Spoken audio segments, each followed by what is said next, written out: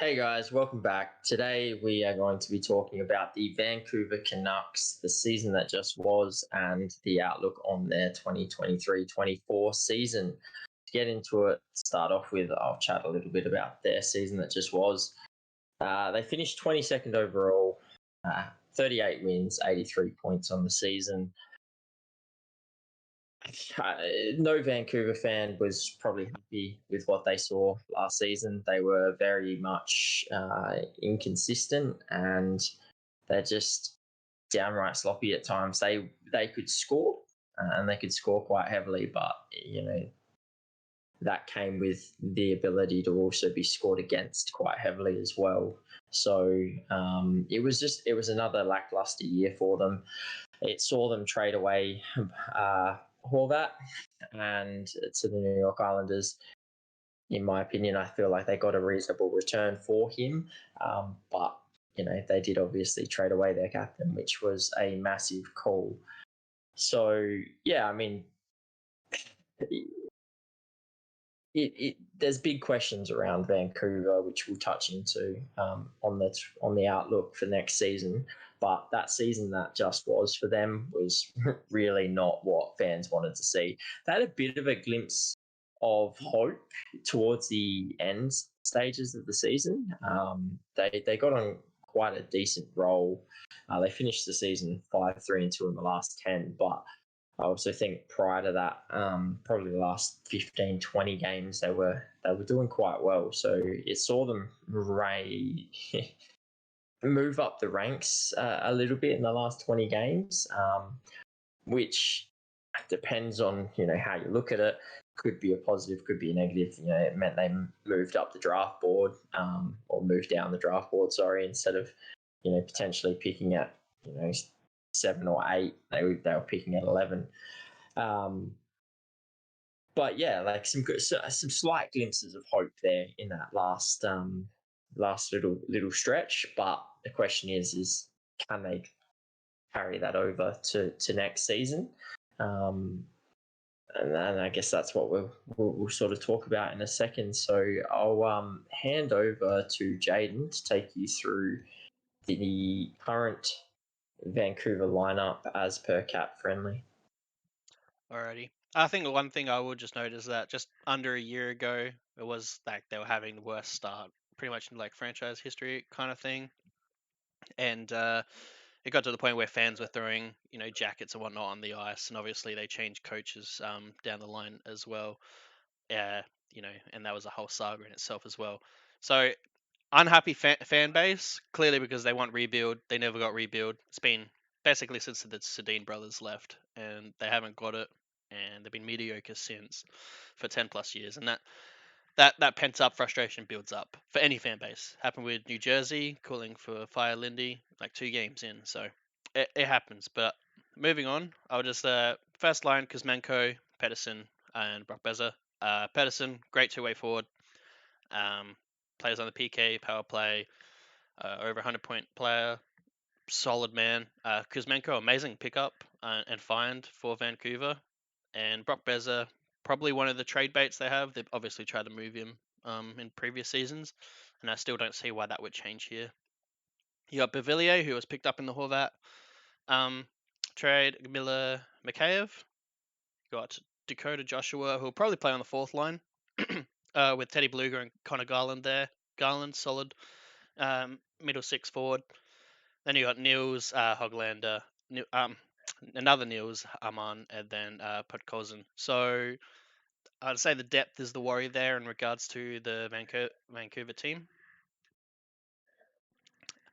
Moving on to defenders, obviously Quinn Hughes, hopefully a full season, or at least somewhat of a showing from Hronik instead of the injury that plagued him last season. Carson Soucy, one of the additions here, probably the big addition, hopefully to shore up that D. Clearly, obviously leaking so many goals last year. I think that was also on the forward line. Then you have got Tyler Myers alongside him, Wallinen and Cole on the third there.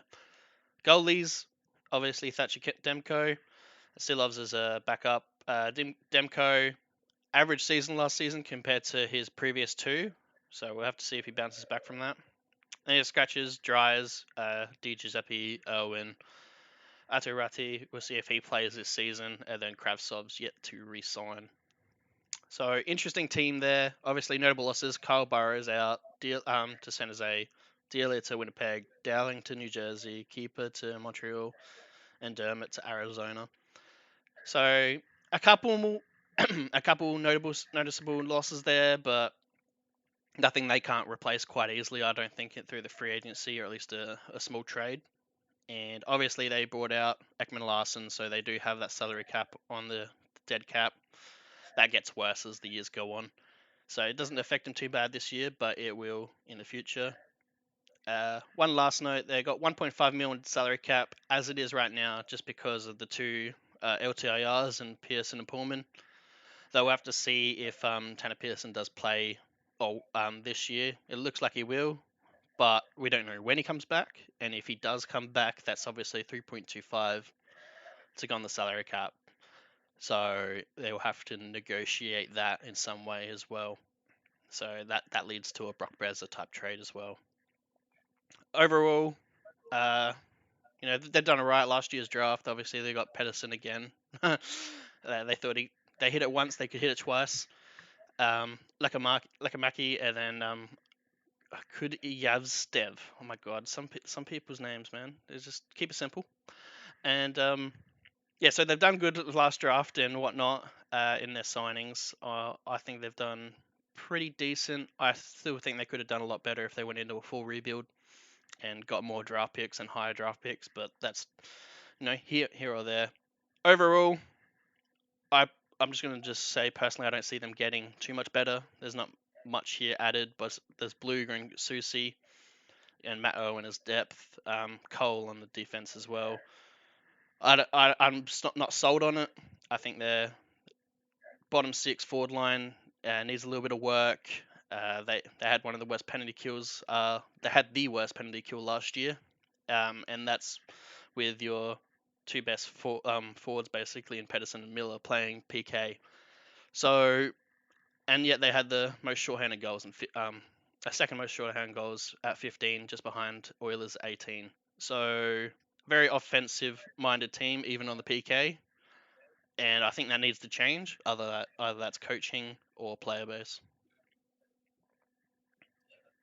Yeah, it's an interesting look at the moment because they're clearly not going for the rebuild. Probably concerned that the likes of Elias Pettersson, the forward, not the defender, obviously. If they go for a rebuild, does he stick around or does he request a trade out? It's difficult to know where to go though for this team because as it stands at the moment, I don't see them. I don't see them even really competing for a wild card spot. I feel like the top four in the Pacific is pretty much set already.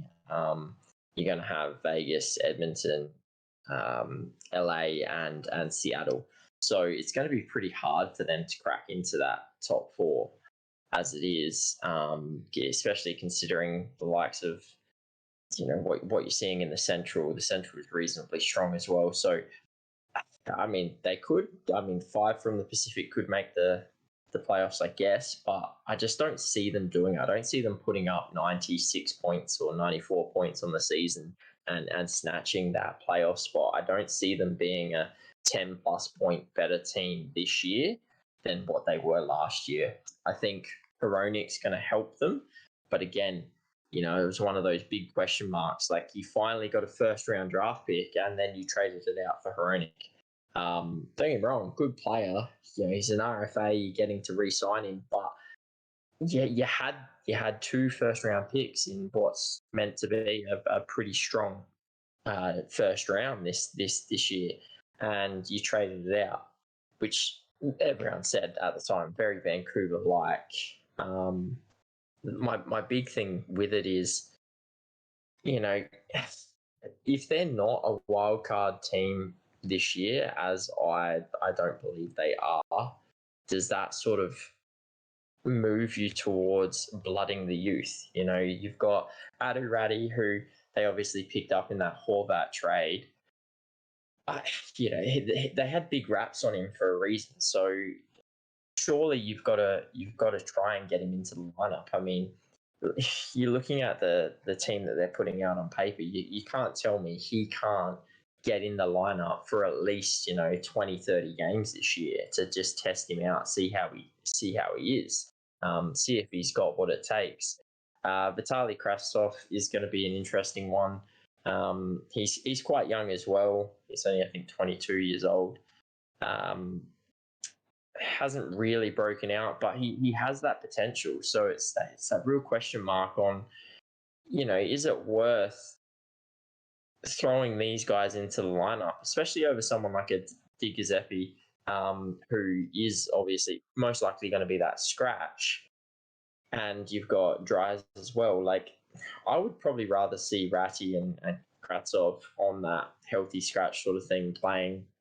You give them a few games here and there, just see how they go. And if they've got what it takes, you can keep them in the lineup, because I don't think you're getting better with this. I don't think you're improving as a side with their current lineup. But if you can get some of that youth through with Ratty and Krastov, and I mean, Lekamaki signed his ELC this year, so is there a chance that he comes through? I'm not too sure on his situation. I'd have to look up whether or not he's committed elsewhere or not at this point. But yeah, like, you've got to try something, right? You've got to do something around here to try and revamp this side, because the inclusions they've made aren't massive. I think Susi is probably the best one. I think he's a great pickup. I think that's going to help them massively. Teddy Bluger's all right, but I'm not sure he turns him into an absolute out and out superstar, because I'm not convinced in that top six. Kuzmenko's been good. Pedersen's obviously an absolute gun, but Besser, we know he's probably out the door. He's got one foot out the door. They're trying to move him on. Each day that passes, his trade value obviously drops, given that if we go into next season, sorry, it's not next season after, he's only got the 1 year left on his contract. So they're going to want to move him as soon as possible to get maximum value out of him. And then that second line is it's just not sure it's there. So for me, I feel like, and you look at this team, they've got 7 UFAs at the end of this season. So and 4 of them are technically middle 6 forwards. So you've got Bavillier, Joshua, Bluger, Tanner Pearson, and Tanner Pearson is meant to come back this year, and when he does come back, he'll potentially be third. Maybe he might slip onto the fourth line, but you got those 4. Then you've got Tyler Myers and Ian Cole. So you're going to lose 4 forwards and 2 defenders. You've got the potential to re-sign them, obviously, but the question's got to be: is Vancouver going to be that heavy seller at the deadline again? Are they going to basically just move out all of their players and that's it? Because that's what I'm seeing them at this point. If they're in a wild card position or just hanging on to that wild card position, is it worth risking losing Bavillier, Bluger, Cole, Tyler Myers for Apsel, Tanner Pearson, if he gets himself back and into reasonable form that you could flip him for assets? Is that worth a shot at a wildcard spot, or do you flip it? Because I feel like they're not going to be in the top 3. They're not going to be solidified as a out and out contender. I don't think they're anywhere near that stage. So I feel like this, again, it's going to be a year where they get to the deadline day, they sell out every UFA they've got, unless someone wants to re-sign with them, and then it's back to the drawing board of what they can do the following season. Yeah. The interesting thing is, like, you always try to think, like, oh, do we have recency bias?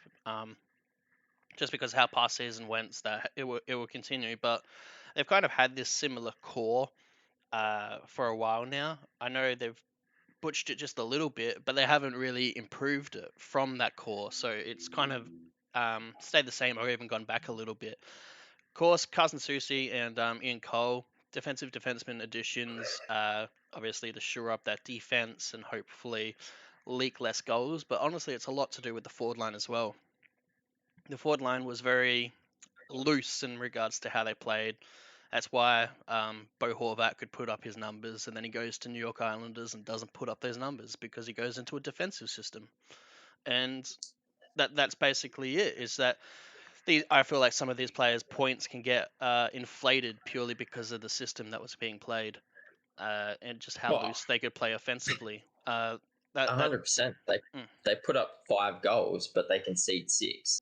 yeah. Like that was one of the big things. Like that was why, Horvat scored 40 goals. Was Vancouver was putting up 5 goals a game on occasion, but then they're conceding 6 or 7. Like they'd score 5 goals and get done 8-5, Mm. and it's like, well, what would you rather, having a game where you're putting up 5 goals and getting absolutely murdered, or a game where your defensive work is phenomenal, but your forwards aren't getting as many opportunities to score, I guess, because you're focused more on defense than your offense. I feel like they've got to strip it back a little bit. Points are great, scoring goals is great, but if you can't keep the puck out of your net, it's never going to end well. And they proved that last year. Last season, and they blew so many leads. They'd get out to 3-0 leads, and then all of a sudden they'd lose. Mm. Like, cool, we're 3 goals up, and we lost. Yeah, And it was just a continuous story. you can see what they've tried to do. Like, obviously, OEL bought out -24 last season. He was the worst on the team, so he's gone. You have Brock Besser, -20 last season. He is always that talking point of someone to be moved out. So he could go at any point if that trade does happen. It'll be interesting to see if he does, how long it took.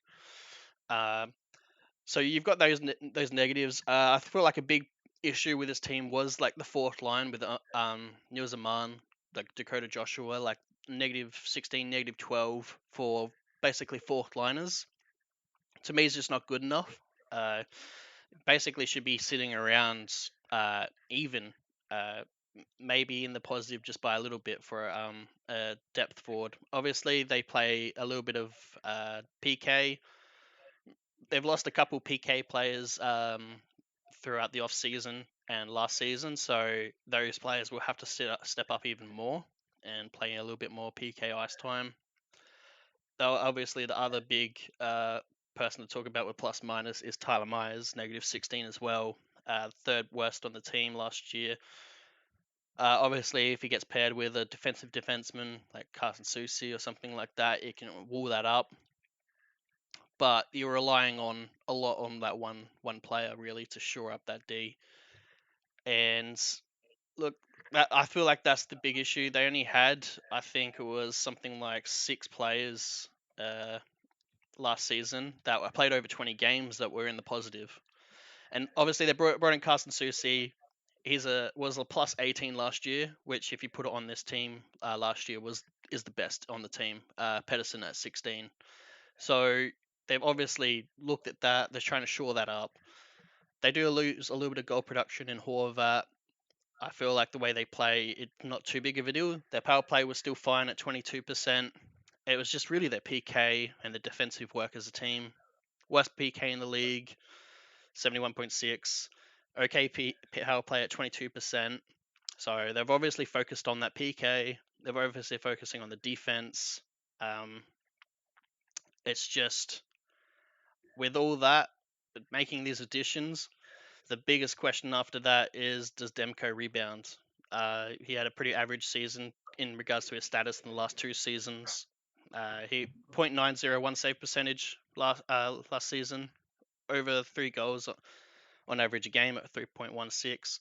But the last 2 seasons prior, it was averaging around 2.8 goals against and .915 save percentage. So very decent goaltender. Downward year, downward year in general for Vancouver. If he bounces back, it helps him with that wild card race. But I don't see the additions here on the offensive side to make that as well.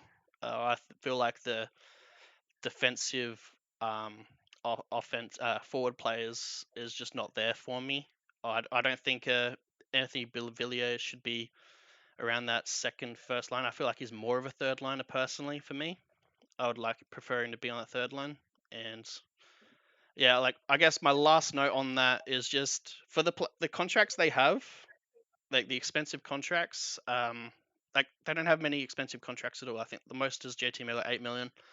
Yet they're at the cap limit, and it's because they got too many players on 4 million something. They got a couple players on 5 million. It's kind of hard to outplay those contracts when you just keep on bringing average players. You're going to have an average team, and that's what I see with this team. You already only got Pedersen and Kuzmenko, and probably throw in Quinn Hughes that are overdoing their contract in a sense, in a big way, without mentioning like any EOC players. So yeah, I thought I'd just note that as well, is that they got a lot of mid-tier contracts that is clogging up the space.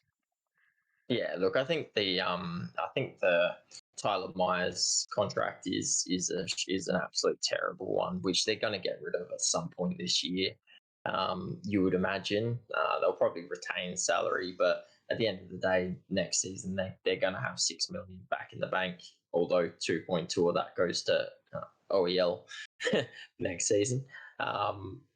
But yeah, like that's one of the big things that they've got to do. They've got Bavilier coming out of contract, Bluger,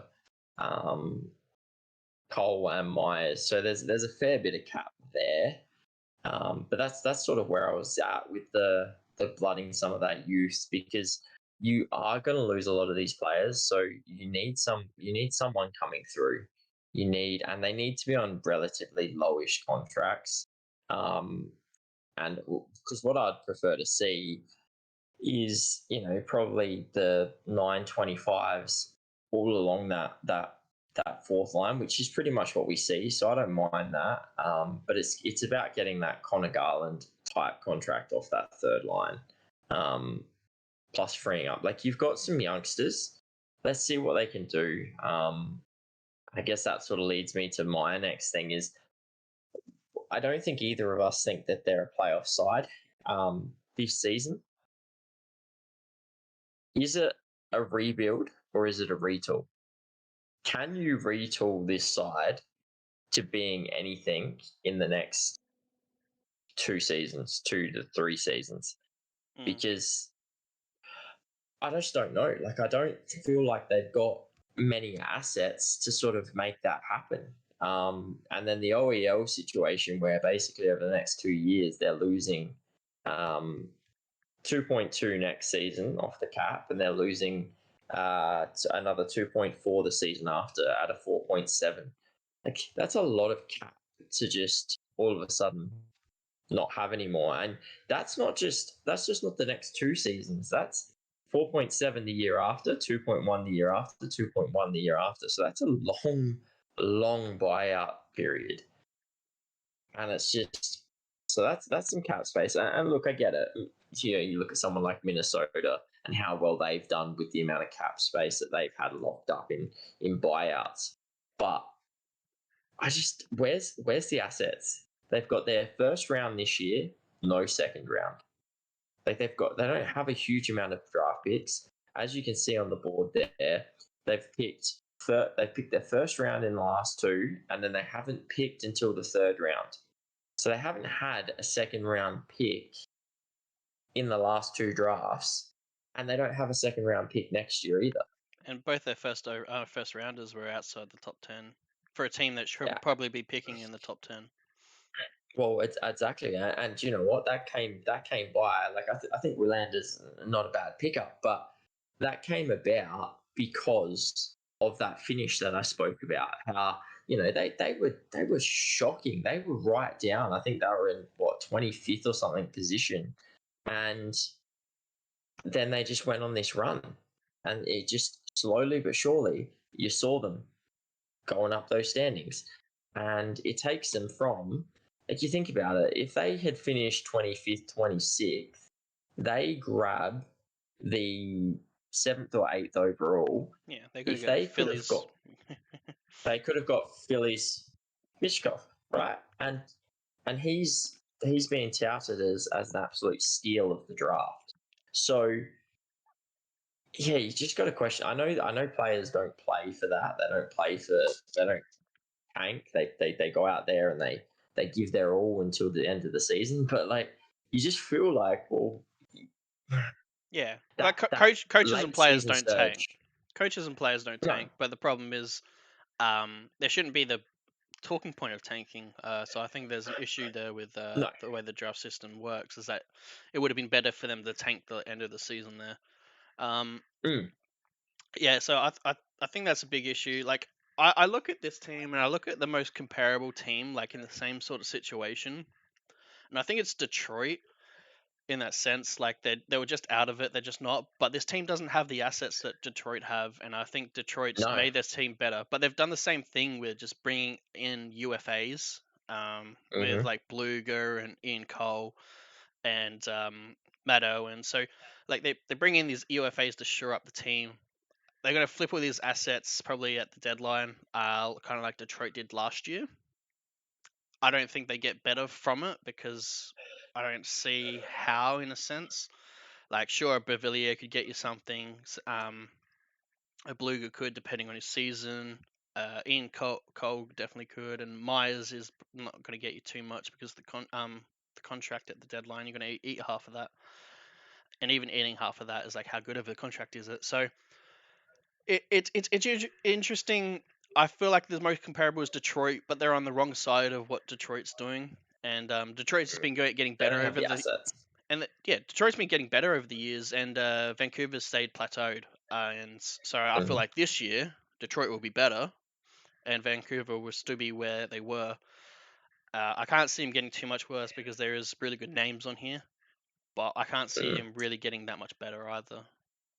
And that's where like I don't know, like I know rebuild is like almost a no word in Vancouver, although many fans have Well, called not for not it for not by so the long. fans, But not by the fans called it for the once the Sedin brothers oh left, yeah, like yeah, let's yeah, rebuild. But yeah, 100%. I'm talking more management side of things. But my God, you've got to be considering it because I don't think there's an ability to retool this team. Like you you got to be gutting it. You got to be getting rid of the likes of Bouvier, Luger, Myers, Cole. Um, but what are you going to add Tanner Pearson? Unless, of course, so they might re-sign them. But also, I'm not seeing really any better than like Bavilier, as you said, it's probably a third line uh, forward. Luger's your third, fourth line forward. Ian Cole's not terrible for a bottom pair defenseman. Tyler Myers, you're not going to want him back. And then Tanner Pearson, third line forward. None of these players are players that are gonna make you better on the top six. So I feel like you've kind of got to flip them, get as many assets as in as possible. But if you do flip all those players, you've almost got to be heading into a rebuild mode because I can't see you replacing those bottom six sort of players with anything better mm, unless you blood some of your youngsters and they come through and they show what they've got. Like, you blood Ratty, you blood Kratstov, and, Ratty comes out and shows you that he's an absolute beast, potentially, you know, even competes with JT Miller for that second line center. That's the sort of thing that I feel like they've got to move to. They've got to be getting some of these young lads in, seeing what they can do, because the players they've got at the moment aren't getting the job done, and they're not going to. Their defense might be a bit better this season with the likes of Southey and Cole and Hronik for a full year, not injury plagued. That's the one area that they could improve on, I feel. But yeah, I don't know. I still don't, even with that, I don't see them becoming a contending team this year or even next year at this rate. So yeah, for me, I would be seriously considering whether you gut the crap out of this team and head for a rebuild because, Yeah, I feel like the management can't even decide that at this point. It's basically on Pedersen. If Pedersen decides but yeah, trade me, it's like, all right, well, we have to rebuild. Um, if he well, signs, I mean then it's that's one way to yeah, fast track it, isn't it? yeah. If But if Pedersen he goes, signs, get then rid of me. then you're going for it, right? So Mm, I feel like they missed the boat on Quinn Hughes in regards to selling him to New Jersey. I feel like there was a little window there that they could have sold him to New Jersey and got a bucket load, so then New Jersey had all the Hughes brothers. I feel like hmm they could have got New Jersey to overpay for that type of situation. And Just for the nostalgia, like the whole yeah, like, oh, look at this, we've got the three Hughes brothers. Exactly. yeah. Like that So was so yeah, I feel like that ship sailed because now there's basically no cap on New Jersey for that. So that kind of no. story is probably gone. Um, yeah, the Pedersen issue. You kind of I feel like you have to sign him before the start of the year. That's what I would be working on, and I would be working on that 8-year deal. And Mm. like, look, they got Connor Garland, Mikheyev that are good, but I feel like you do have to move a Beza and like somehow with the Myers free up that cap space, and you got to bring in some really good assets, either really good depth that will get you at least a flat plus minus that can play some sort of special team, be it PK or power play, because yeah, like their power play wasn't great, wasn't bad, but that PK was pretty bad. And the fact that your two best forwards, Miller and like centers anyway, Miller and Pedersen were playing on it, it's kind of telling, and that means you kind of need that good depth forward that can do it. Because I'm not sold on Joshua doing that. Same with Aman, they just leak a little bit too much. I mean, For my liking.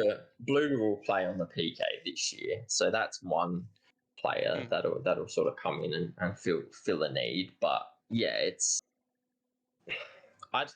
for me, I'm just coming straight out and saying they need to rebuild. mm, I don't think you're turning this team. I don't think you're retooling this team into a contender. Like I can see the likes of, as much as I can't really see St. Louis doing it, I can see St. Louis doing it more than Vancouver. Nashville, 100% are in a better spot to retool than the likes of Vancouver. I see some teams in that retool sort of phase that don't want to quite rebuild yet. I see several teams ahead of these guys, and like that just makes their job 10 times harder. Especially when those teams like St. Louis and Nashville are probably the same ones competing for those wild card spots, right? mm. Your top seven's probably done Yeah. in terms of teams who are taking it.